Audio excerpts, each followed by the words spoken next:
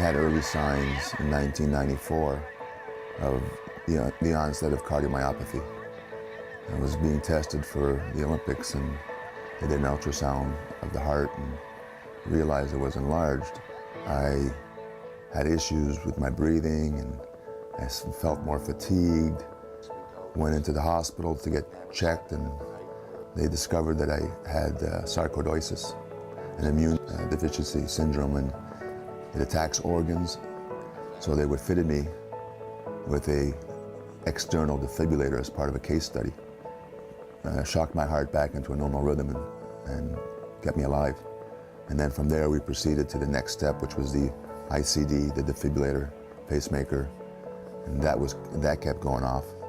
They realized that my heart was basically done, and the only option that we had was a total artificial heart. The doctor said, "We're going to do this procedure." He said, "The only problem is we've never done one before." Within 3 days, they implanted the artificial heart. My heart rate was set at 140. It literally sounded like a stampede of horses in my chest. I trusted the doctors. I trusted the surgeons. The last words I heard are, "We're going to do this, you ready?" And I said, "Let's go."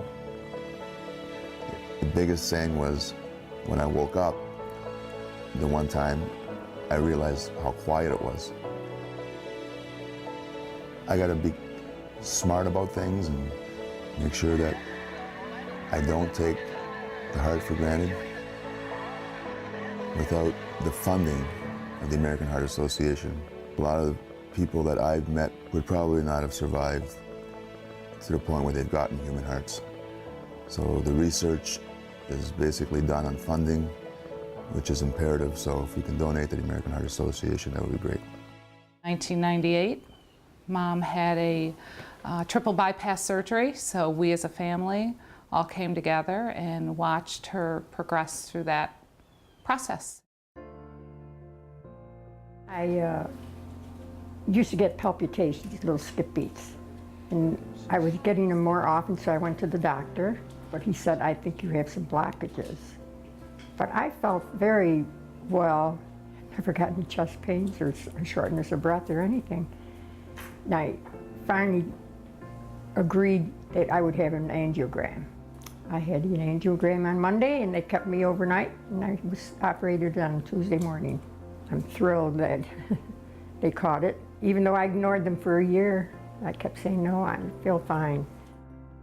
In 2001, Dad had a massive stroke. It was an uphill road for a very long time. I have limited use of my left side. I have a drop foot, and I have a tingy feeling all the time on this side.